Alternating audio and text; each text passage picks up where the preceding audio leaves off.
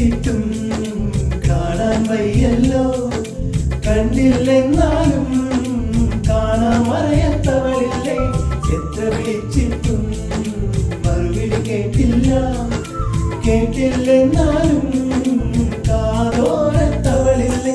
ഒരു തീരാത്ത നൊമ്പരമായി ഞാൻ എന്നെ തന്നെ തേടും നേരം ആത്മാവിൻ സാന്ത്വനമായി വന്നവനെ പറയൂ ഞാനെവിടെ, ഞാനെവിടെ.